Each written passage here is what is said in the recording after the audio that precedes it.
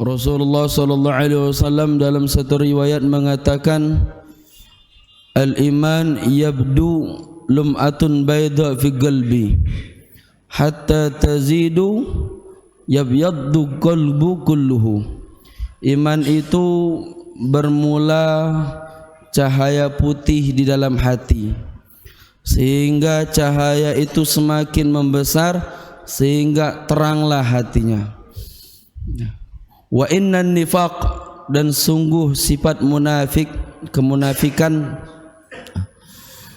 yabdu sauda fi qalbi, bermula daripada titik hitam di hati, hatta tazid, sehingga bertambah titik hitam tadi sehingga hitamlah semua hatinya.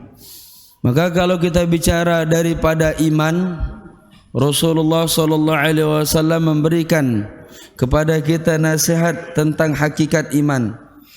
Al-iman yazid wa yankus, kata Rasul. Iman itu terkadang naik dan turun. Kemudian para sahabat ketika itu bertanya-tanya, apa yang dimaksud oleh Rasulullah sallallahu alaihi wasallam iman itu naik dan turun? Maka Rasulullah sallallahu alaihi wasallam menerangkan, al-iman yazidu bit-ta'a wa yankusu bil ma'siyah. Iman itu bisa naik ketika semakin banyak ketaatan-ketaatan yang kita lakukan, dan bisa jadi menurun ketika banyaknya dosa yang kita buat.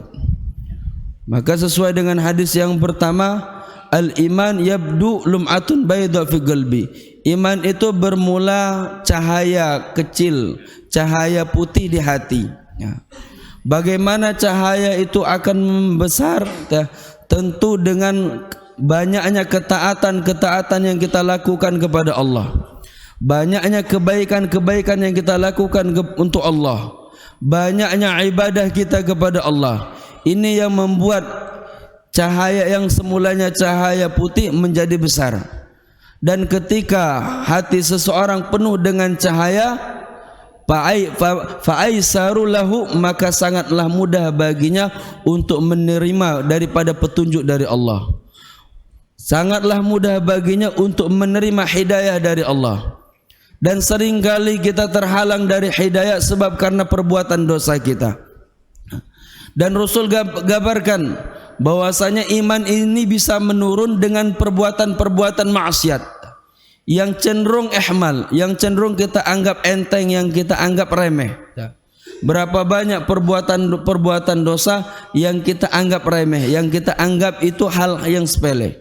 Ketahuilah saudaraku, perbuatan dosa yang kita lakukan ini akan menyebabkan hati kita menjadi hitam.